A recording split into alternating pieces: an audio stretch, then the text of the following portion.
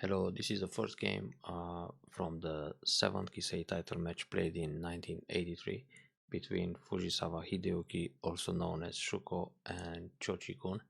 Now, Fujisawa already won this title for 6 straight years before this match, and Cho Chikun was kind of reaching the peak of his career. And even if Fujisawa managed to win the first 3 games in a row, Cho was really determined and turned around the result, winning the following 4 games, and that's quite impressive. So, regarding this game, White was off to a pretty good start, and he kept the lead most of the time during the game, at least according to the AI. But this game was played with a Komi 5.5, and the AI analysis usually goes with a 7.5 Komi, so the percentage can be less accurate, I guess. But it felt like White is going to win the game most of the time, especially from the middle game on. But towards the end, White lost a few stones in the middle top area, and Black grabbed the winning chance. So it was a close game in the end, and Black won it by 4.5. Without further ado, let's get into the game and have a look.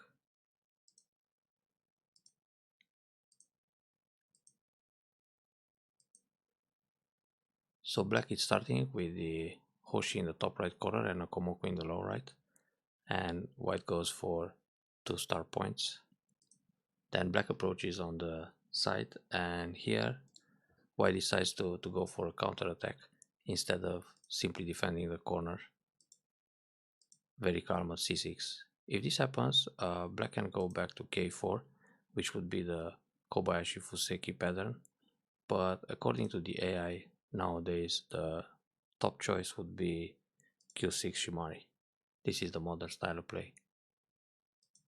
Anyway, White wanted to prevent that kind of pattern, so he went for a Kakari immediately. But back in the day, it was very popular to play the high Kakari or the high corner approach. Nowadays, most of the time we see r5, the low approach. The boss these days they don't even consider q5 as an option in this case. So if White plays a move like r5, Black can just go Kosumi to protect his corner. Then White has the option to play a pincer right away, or extend on the right side for a base, or consider the Sansan invasion in the top right corner. Now if this happens, Black can block on the right.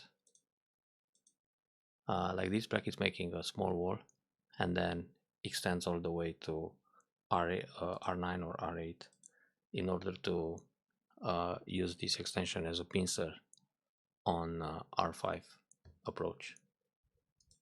So this would be the modern style play. Now when White plays the high approach, Black decided to double Kakari in the lower left corner, but luckily Black can just consider to attach and grab the corner right away. This is a very common variation. This Joseki used to be played in the past too, but nowadays it's considered slightly better for Black, so Black's top choice is to attach r5 and take the corner immediately. And when this Joseki comes to an end, White ends in Gote, so Black still has the option to play a double Kakari in the lower left corner. But Black decided to play right away, because Black is thinking, if I didn't grab the move at c6, then it's natural for him to take his enemy's point. White's attach is in the right direction. He's attacking the weaker stone because he's got more stones on the left side than on the bottom. And also, White doesn't want to strengthen too much the f3 stone, so he can later fight on the bottom area. And here we see a very classic Joseki with the Sansan invasion directly. Normally, nowadays, Black would play the attach at c4 and go for the left side. So the Joseki that follows is usually Hane, connect. Now White has 2 options. either connect solid or attach on top of f3. Most of the time we see d3. It's also possible to play d2 actually. And after d3, black usually plays either Kosumi g4 or a two-space jump at j3. And black is actually looking to cut at d5. So in order to protect against this cutting point, white plays a shoulder hit and then attach.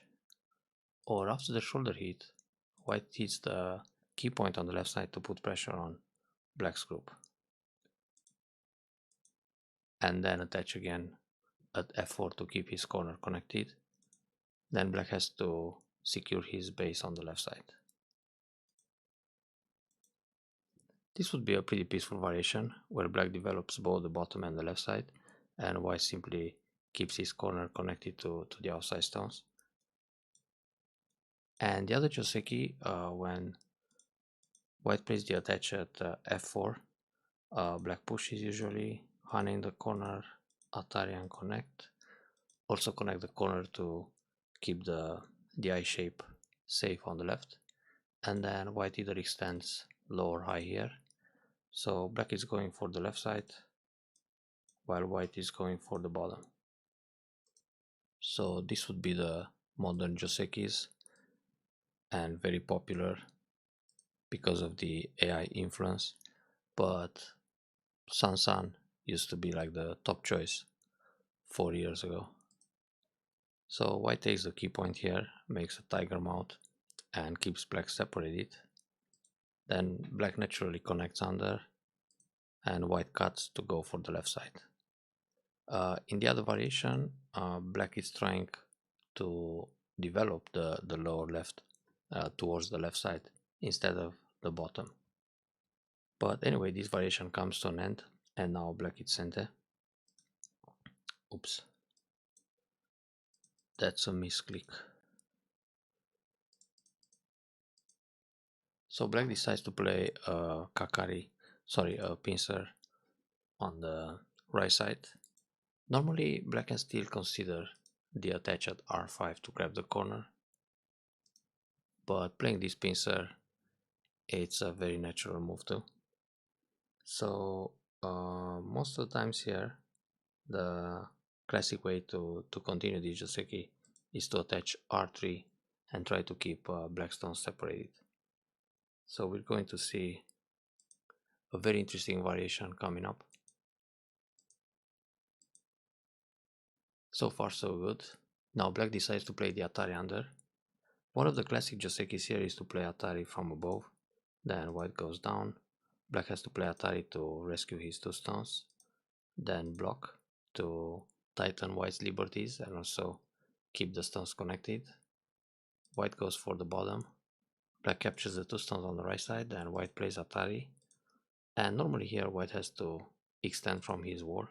But in this case, when black has the f3 corner, white will come all the way to h3 because this move is threatening to jump and remove the base at e2. So black will either go up with Kosumi or bump. And when black plays this Kosumi, this will prevent the invasion at e2. White can push once or extend back or just play away.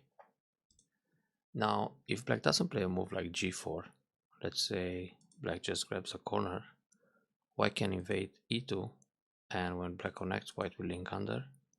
And if black tries to fight, white will separate this way and capture the stone if black wants to connect. That's why black needs the Kosumi at g4. So now this will prevent e2, because this way it works for black to capture the two stones and stay connected. So this is an old school Joseki,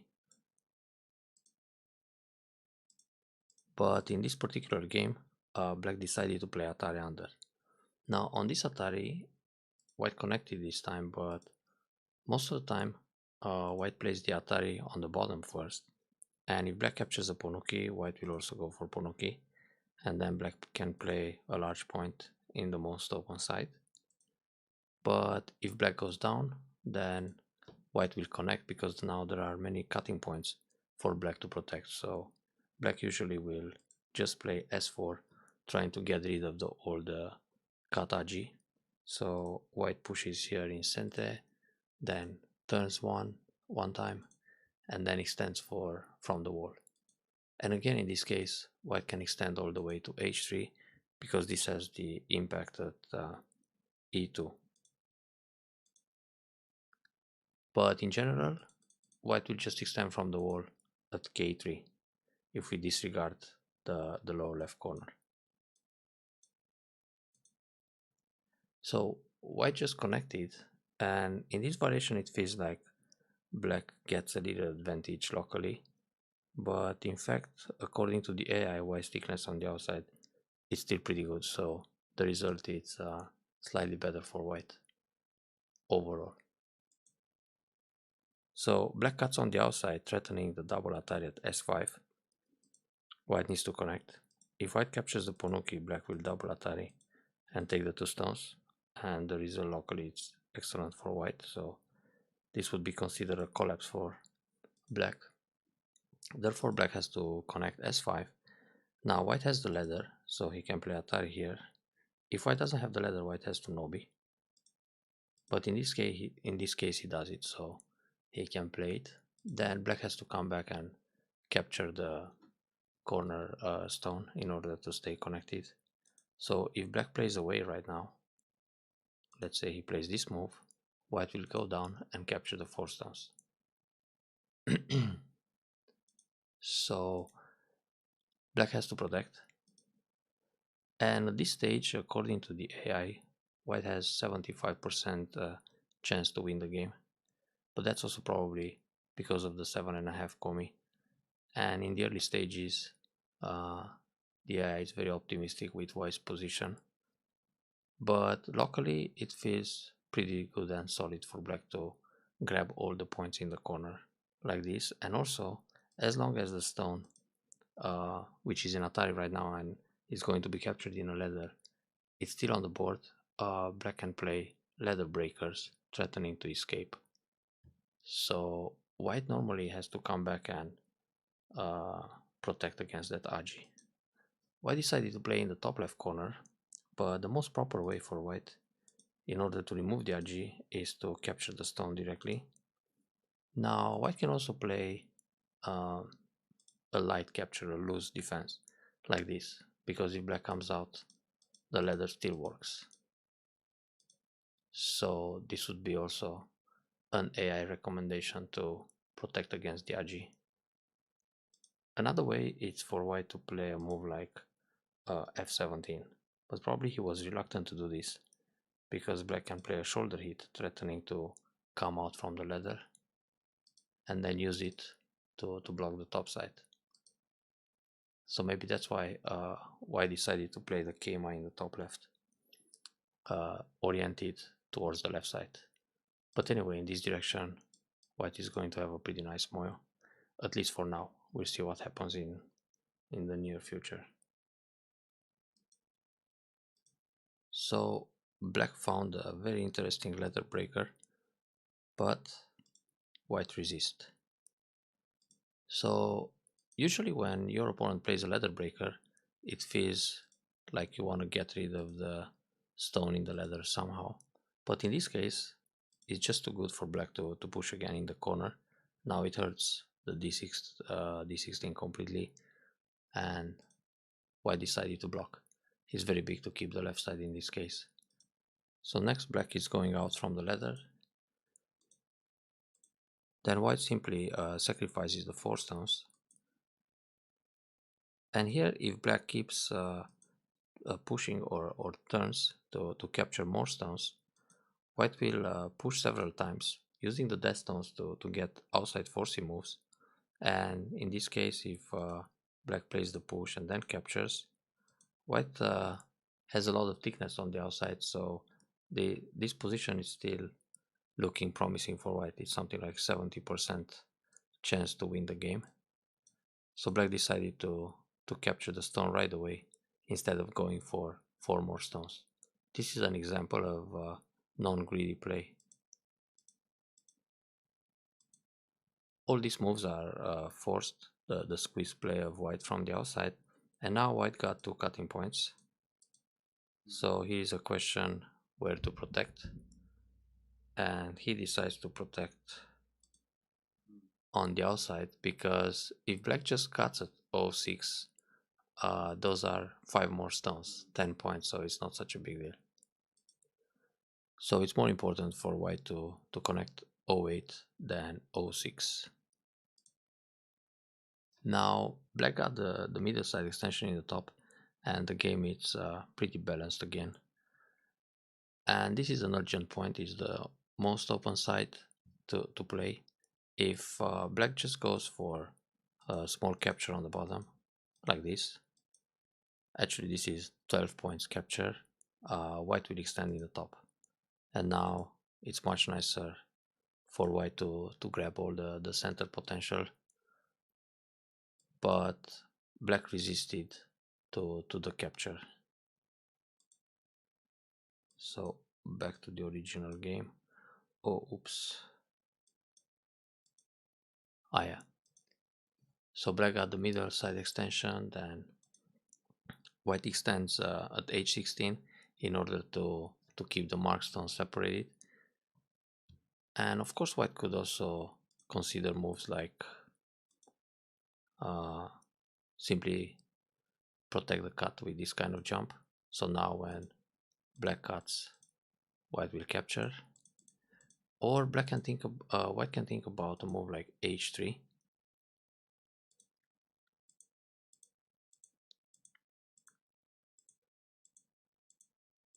and then protect the bottom.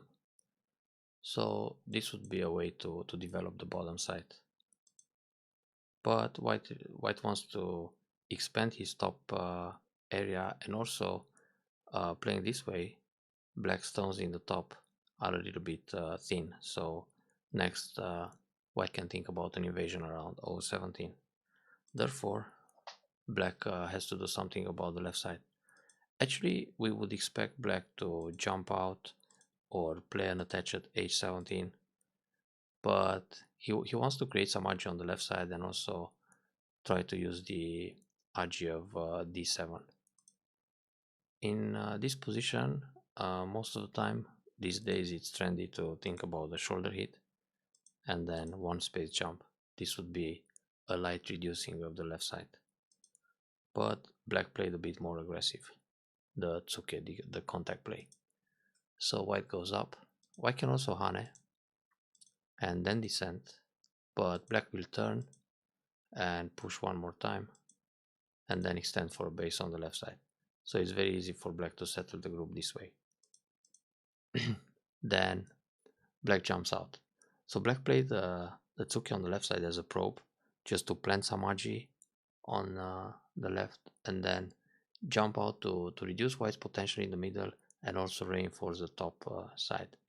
So they both play very balanced and keep track of the territory and the influence in the same time.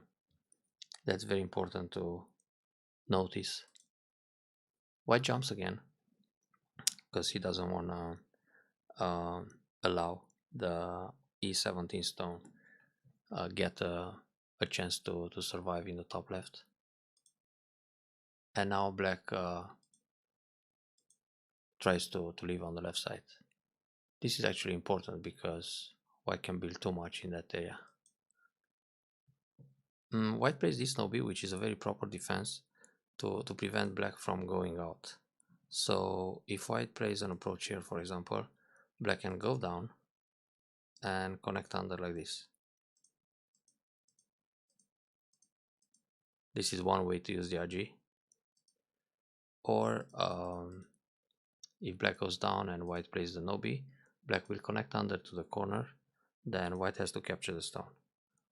So now white hits a bit heavy, playing all those moves to capture one stone. And he's down to one eye. So when white plays this move, if black comes down, then white can just capture. And also white is strong enough to put a lot of pressure on c10. So this is a very nice defense. c8. Good to remember the solid play here. So black protects. If black doesn't play this move, but goes for a large point on the right, white can take away the base like this. Or connect and push up a couple of times, then separate black's groups. That's a very severe way to attack as well. So black protects, white covers, and black adds another move to stay safe, the bump. Well, this bump, it's expanding black's base on the left side and also prepares the follow-up to save d7, but it's white's turn. Let's see what happens next. So white decides to invade the top right away. Instead of this move, white can consider k17 pullback to reinforce the top area and kill e17 on a larger scale. Then when black goes down here to protect, black can also connect, but playing the descent is slightly better, so he can prepare the monkey jump at h19. White will invade the corner. This would be a pretty good follow-up for white. Well, white invades right away. Then before deciding how to attack this stone directly, black goes for a little reinforcement in the top. So he attached here using the edge of e17. Then white blocks, black pulls back, and white goes down. And now here, black decides to play the pincer. It feels over concentrated, but black needs to fix his group too. Normally, black wants to play the kick and then defend the corner, but if white extends like this, black's group, it's a little bit eyeless in the top. So for white, it's very easy to fix a base this way, too comfortable. So black decides to pincer. Now in this position, it's natural for white to invade Sansan, but white turned first. White didn't allow this block in center. So if white plays in the corner, this Joseki will be gote for white, then black can block here, and white is forced to capture the stone. So white turned, and this puts a lot of pressure on the group on the left side. Black still secures the group, and now white goes Sansan. Blocking here, it's inevitable.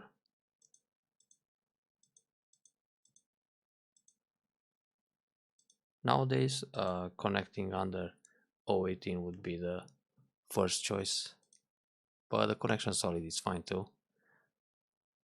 Less agi.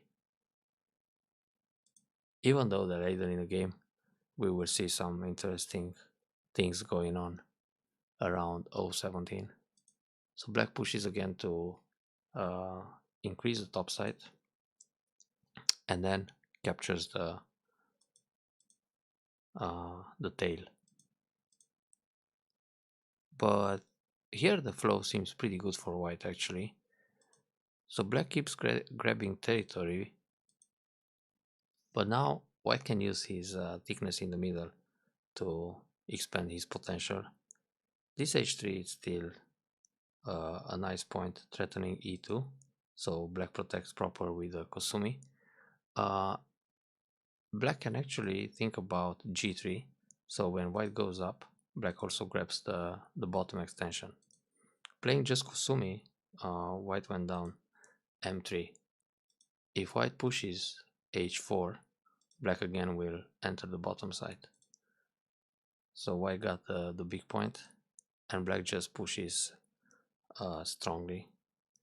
Now here white can think about one space jump or nobi, but he wants to get more in the center, so he plays the hane with the idea to sacrifice one stone. So black cuts right away, and here we see a pretty good tactic.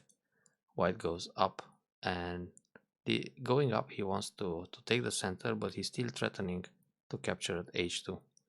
So when black plays away, white can go down here and capture the stones. we see many times in Q player games, they want to capture the two stones, so they go down K2. This threatens the capture at H2, but black goes Atari and then defends. So K2 is not going to profit so much locally. But playing solitaire or Nobi up has the same kind of effect. I mean, when black plays away, white can still capture like this. So it's good to remember that move, especially that now black also white has the M3 stone on the board, so this configuration allows the capture at H2. Without M3 it wouldn't work. So it's very important to adapt the play according to the situation. So here white blocks, black plays the Atari to create some margin in the center and then comes back to protect his 3 stones. And now white has to expand his middle, which he does.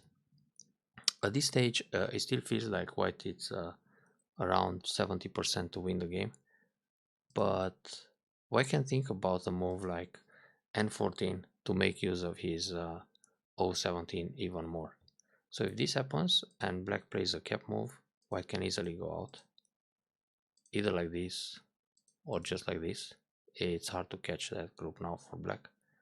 And if black plays some kind of O game, a very light attack in order to reduce the center, white again will just escape, and black has to come back and secure the top right wall.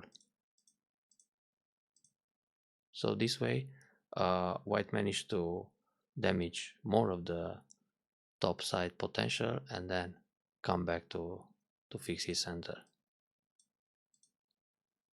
So this is the actual move, the actual gameplay.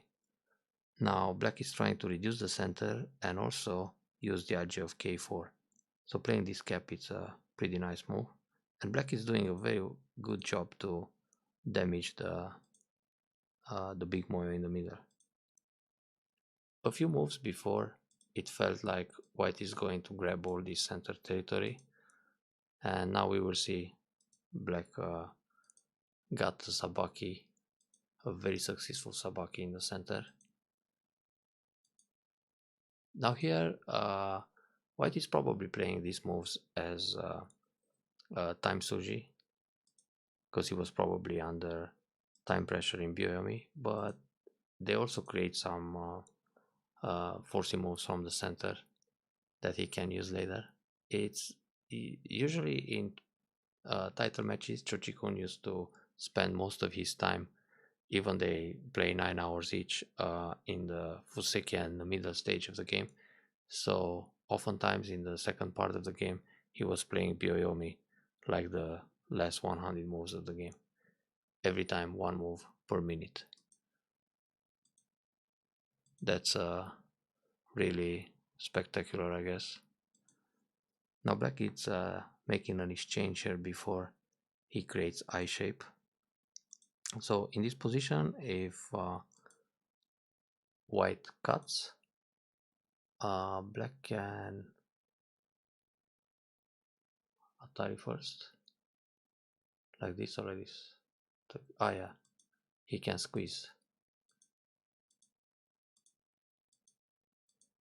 He can squeeze like this. Oh, oops. My bad. Capture first and capture again and then go up. So this way, black lives in the middle. Sorry for the self Atari. Let's remove this. It's almost midnight here, so no wonder I'm missing Atari.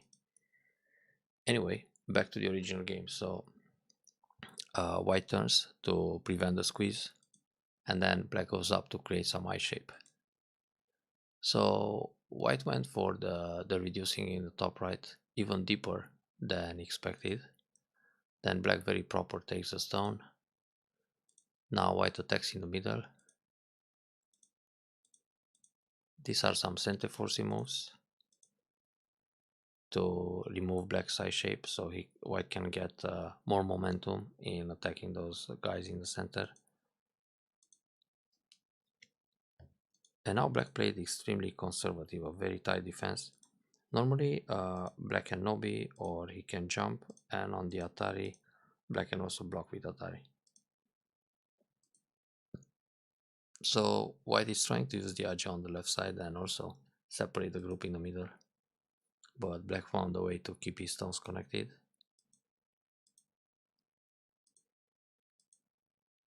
Now playing this move on the left side, later in the game, white can connect a d12 in center, so he can keep most of the territory in that area. Here is a monkey jump. Black pushes first on the right side.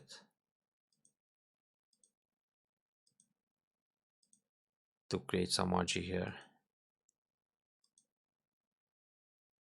And instead of playing the Kema, white can just extend again in the center. And probably like this he has a slight lead. But normally in the end game, the value it's mostly on the second line and first line in the Yose stage of the game. So black blocks the monkey jump, but then black is trying to catch some stones in the center. So white can use the cut at L18 pretty soon. It will happen in the actual game too.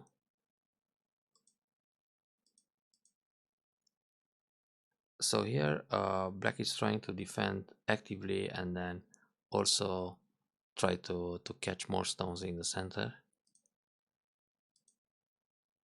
This is a probe to see whether white connects S14 or captures S17, and taking away the liberty in the corner, black can play Q19 Hane later on.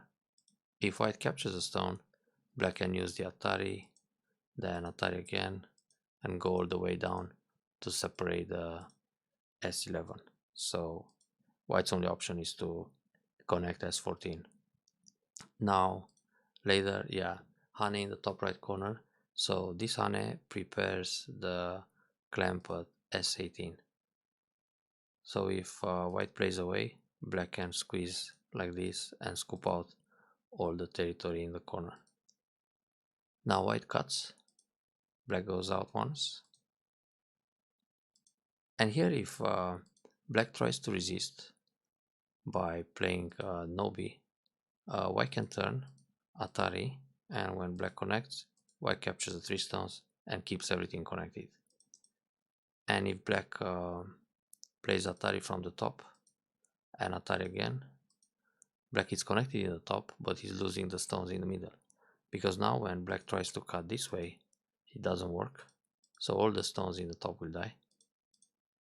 And if black connects here, white connects like this. It's a collapse. Black can resign now. So black is looking for a trade now. Now he cuts, and the fight is a bit different. So if white goes for the 3 stones, black can come out, and when white plays here, black will block on Atari, black will also play Atari. So when white captures the top stones, black gets back the middle stones. Therefore, white keeps the top side and black takes a few stones in the center. And here it felt like the whole sequence was really successful for white, and white is going to win the game by at least 2 or 3 points. But these close games are always hard to control.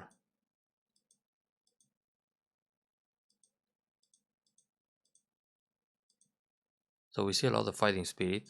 White is capturing 1 stone in center before connecting the top left corner, because if black cuts here, white will cut all the way and kill. So black needs to come back and protect. Then white defends. This is a pretty good order of play. And this is the area where white kind of messed up. So black is threatening to capture either 3 stones in the top, or he's looking at the whole dragon on the bottom. Now white is playing with fighting spirit, this kind of attach to take away a liberty and also keep his stones connected. And then white cut.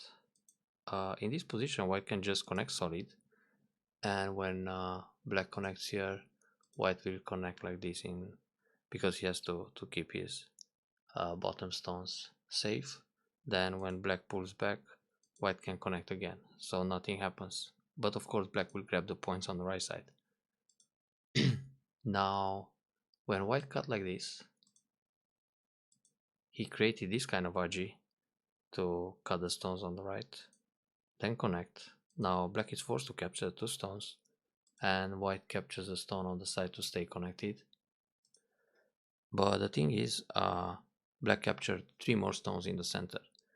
So after this capture, uh, the AI thinks that black is 67% favorite to win the game. So it seems the tables have been turned.